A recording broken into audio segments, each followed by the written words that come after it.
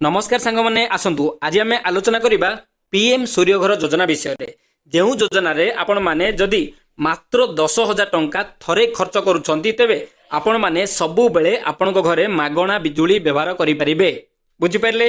यही योजना माध्यम जदि मात्र आपण मैंने 10,000 टंका थरे खर्च करुछंती सबु मासरे आपण मैंने आपण घरे मागणारे बिजुली व्यवहार करें। तेबे आसतु यही योजना विषय आम आगु को समस्त डिटेल्स देखा जमीती कि कौन देखा ना पीएम सूर्यघर योजना कौन, यही योजना रे कौन लाभ मिलिबो, किपरि आमे आवेदन करिबा, केते टंका खर्च हबो, सोलार लगाइले कौन लाभ मिलिबो एवं आमको लाभ हबो ना आमको क्षति हबो सोलार लगाइले एवं क्यों माने यही योजना लाभ पाई परिबे, केते टंका सब्सिडी मिलिबो एवं सब्सिडी टंकाटी केबे मिलिबो, एही समस्त डिटेल्स वर्तमान आमे गोटी गोटी करी आलोचना करिबा। तेबे देखंतु सर्वप्रथम देखिबा पीएम सूर्यघर योजना कौन देखंतु यह होची भारत सरकार गोटे योजना। यही योजना माध्यम मासिक 300 यूनिट मागणा विद्युत सरकार जोगाई देबे माने आपण माने जदि यही पीएम सूर्यघर योजना माध्यम घरे सोलार लगाउछंती सोलार रे जो विद्युत जनरेट हबो सेही विद्युत पाखापाखी मासकू 300 यूनिट जनरेट हबो एवं एही 300 यूनिट संपूर्ण मागणा रहिबो।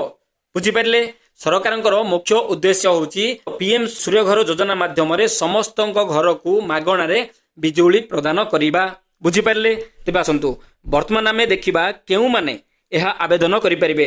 देखंतु सर्वप्रथमे आपण माने आवेदन करिया पई हेले आपनकू भारतीय नागरिक हेबा आवश्यक एवं आपण माने जेउ घरे आवेदन करूछंती सेही घरटी आपनकर हेबा आवश्यक। आपण जदि आवेदन करूछंती सेही घरटी आपनकर नाम रे रहिबा आवश्यक एवं आपनक घरे स्थानीय डिस्कॉम सहित आपनक घरे गोटे वैलिड माने एमिति नुहे कि आपनक घरे गोटे मीटर लागिची किंतु ताहा डिस्कंटिन्यू अछि माने मीटर टी आपनकर कनेक्शन नाही एमिति हेले आपण माने आवेदन करि परिबे नाही। आपनक घरे ताहा एक्टिव से कनेक्शन टी एक्टिव रहिबा आवश्यक एवं आपण माने पूर्वरु एही योजना माध्यम रे एही भली आपण माने सब्सिडी पाइ नथिबे माने पीएम सूर्यघर योजना आवेदन कर नथिबे एवं एतिरे आपण माने पूर्वरु जेमिति कि सब्सिडी पाइ नथिबे।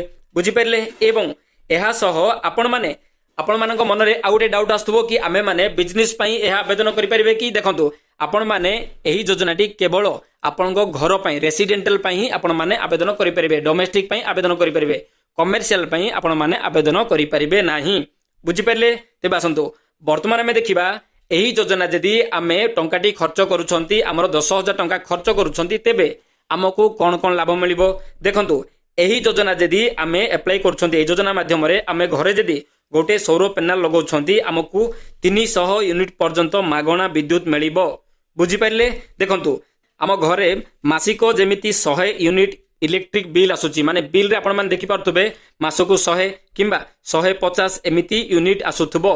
जदि आपण माने एही सौर पैनल लगाउछंती घरे आपण मानकू प्रति मासरे 300 यूनिट आपणकर विद्युत जनरेट हबो तेबे आपण मानकर जो बिल आस्तुला 150 यूनिट रो एहा आउ आसीबो नाही जेहेतु 300 यूनिट आपणकर मिलिबो आपणकर सौर पैनल टी जनरेट करिवो आपणक घरे आउ कोनोसी बिल आसीबो नाही एहा आपणकर संपूर्ण फ्री हे जिवो। बुझि परले। तेबे देखंतु 2 नंबर कोन हला सब्सिडी मिलिबो जदि आपण माने एही योजना माध्यम रे आवेदन करछंती आपणकू राज्य सरकार एवं केंद्र सरकार तरफरु सब्सिडी मिलिबो माने आपण जेते टंका खर्च करूछंती पाखापाखी 90% आपण मानकू एथिरे सब्सिडी मिली जिवो 80 रु 90% टंका आपणकू सब्सिडी रे मिली जिवो। बुझि परले।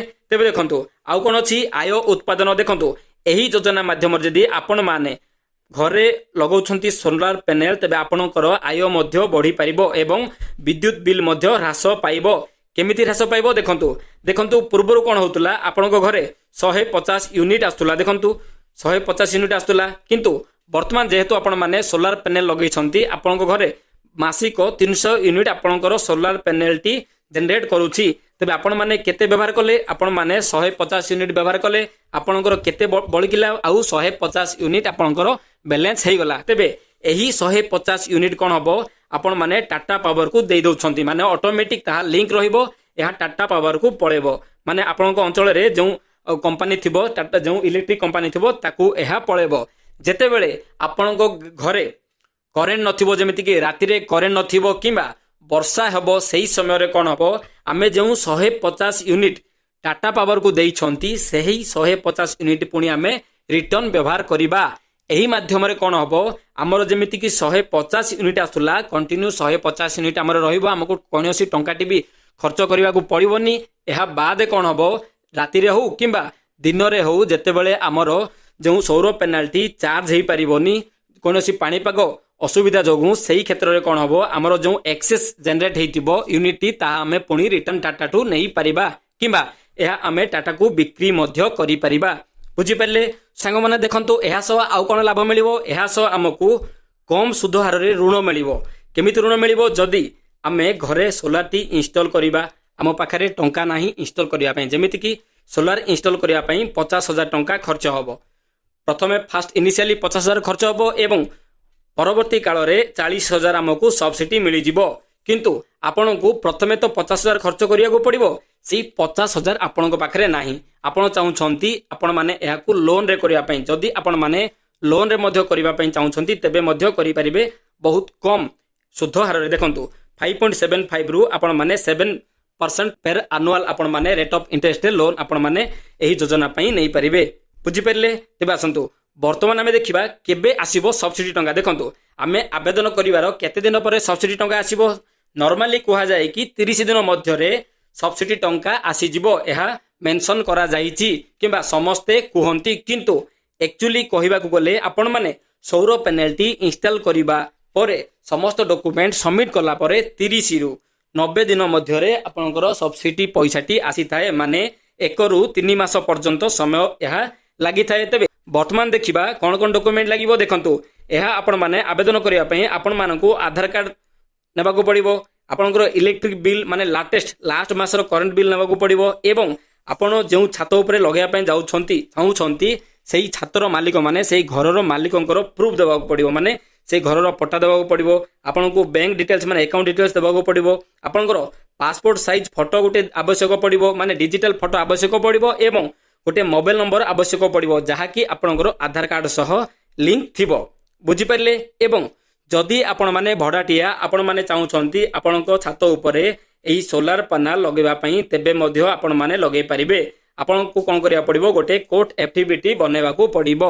ବୁଝିପାରିଲେ ତେବେ ଆସନ୍ତୁ ବର୍ତ୍ତମାନ ସାଙ୍ଗମାନେ ଆମେ ଦେଖିବା ଏହି ଯୋଜନା ମାଧ୍ୟମରେ ଆମକୁ କେତେ ଟଙ୍କା ଖର୍ଚ୍ଚ ହେବ ମାନେ ଆମେ କେତେ ୟୁନିଟ୍ ପାଇଁ ଆମକୁ କେତେ ଟଙ୍କା ଖର୍ଚ୍ଚ ହେବ କେତେ ସବସିଡି ମିଳିବ ଏହି ଚାର୍ଟରେ ମାନେ ଏହି ସମ୍ପୂର୍ଣ୍ଣ ଭିଡ଼ିଓରେ ଏହି ଚାର୍ଟଟି ହେଉଛି ଏହି ପେଜରେ ହେଉଛି ବହୁତ ଇମ୍ପୋର୍ଟାଣ୍ଟ। ଦେଖନ୍ତୁ ଯଦି ଆମେ 1 କିଲୋୱାଟ ସପ୍ଲାଇ ନେଉଛନ୍ତି ଆମ ଘର ପାଇଁ ତେବେ ଆମ୍ଭେମାନେ ଏଥିରେ ମୋଟ କେତେ ଟଙ୍କା ଖର୍ଚ୍ଚ କରିବାକୁ ପଡ଼ିବ ଆମକୁ ମୋଟ 65,000 ଖର୍ଚ୍ଚ କରିବାକୁ ପଡ଼ିବ କିନ୍ତୁ ପରବର୍ତ୍ତୀ କାଳରେ କ'ଣ ହେବ ନା ସେଣ୍ଟ୍ରାଲ ଗଭର୍ଣ୍ଣମେଣ୍ଟ 30,000 ଟଙ୍କା ସବସିଡି ମିଳିବ ଏବଂ ଷ୍ଟେଟ୍ ଗଭର୍ଣ୍ଣମେଣ୍ଟରୁ 25,000 ଟଙ୍କା ସବସିଡି ମିଳିବ ଦୁଇଟି ମିଶିଲେ ଟୋଟାଲି 55,000 ଟଙ୍କା ସବସିଡି ମିଳିବ ମାନେ ଆମକୁ କେବଳ 10,000 ଟଙ୍କା ଖର୍ଚ୍ଚ କରିବାକୁ ପଡ଼ିବ। ବୁଝିପାରିଲେ ଯଦି ଆପଣମାନେ 1 କିଲୋୱାଟ ନେଉଛନ୍ତି ଆପଣଙ୍କୁ କେବଳ 10,000 ଟଙ୍କାରୁ 15,000 ଟଙ୍କା ମଧ୍ୟରେ ଖର୍ଚ୍ଚ କରିବାକୁ ପଡ଼ିବ ଏବଂ 1 କିଲୋୱାଟ ଯଦି ନେଉଛନ୍ତି ଆପଣଙ୍କୁ ଏଥିରେ ପ୍ରତି ମାସରେ 120 ୟୁନିଟ୍ ହିଁ ଏହି 1 କିଲୋ ୟୁନିଟ୍ ବାଲା ସୋଲାର ଜେନେରେଟ୍ କରିପାରିବ। ବୁଝିପାରିଲେ ଯଦି ଆପଣମାନେ 2 କିଲୋୱାଟ ନେଉଛନ୍ତି ତେବେ ଏହା ମାସକୁ 240 ୟୁନିଟ୍ ଜେନେରେଟ୍ କରିବ ଯଦି 3 କିଲୋୱାଟ ନେଉଛନ୍ତି ଏହା ମାସକୁ 360 ୟୁନିଟ୍ ଜେନେରେଟ୍ କରିବ ଏବଂ ଯଦି ଆପଣମାନେ 2 କିଲୋୱାଟ ନେଉଛନ୍ତି ତେବେ ଏଥିରେ ମୋଟ 1,10,000 ଟଙ୍କା ସବସିଡି ମିଳିବ ଏବଂ ଏଥିରେ ଖର୍ଚ୍ଚ ହେବ 1,30,000 ଟଙ୍କା ଏବଂ ମୋଟ ଆପଣଙ୍କ ହାତରେ ଖର୍ଚ୍ଚ ହେବ ମାନେ ଆପଣଙ୍କୁ ଦେବାକୁ ପଡ଼ିବ 20,000 ଟଙ୍କା ଇନିସିଆଲି ଆପଣଙ୍କୁ 1,30,000 ଖର୍ଚ୍ଚ ହେବ ପରବର୍ତ୍ତୀ କାଳରେ ସବସିଡି ମାଇନସ୍ କଲା ପରେ ଆପଣଙ୍କୁ କେବଳ 20,000 ଖର୍ଚ୍ଚ ହେବ। ଠିକ୍ ସେଇଭଳି ଭାବେ ଯଦି ଆପଣମାନେ 3 କିଲୋୱାଟ ଆବେଦନ କରୁଛନ୍ତି 3 କିଲୋୱାଟରେ 360 ୟୁନିଟ୍ ମନ୍ଥଲି ଜେନେରେଟ୍ କରିବ ଏଥିରେ ଆପଣଙ୍କୁ ଇନିସିଆଲ 2 ଲକ୍ଷ ଟଙ୍କା ଖର୍ଚ୍ଚ ହେବ।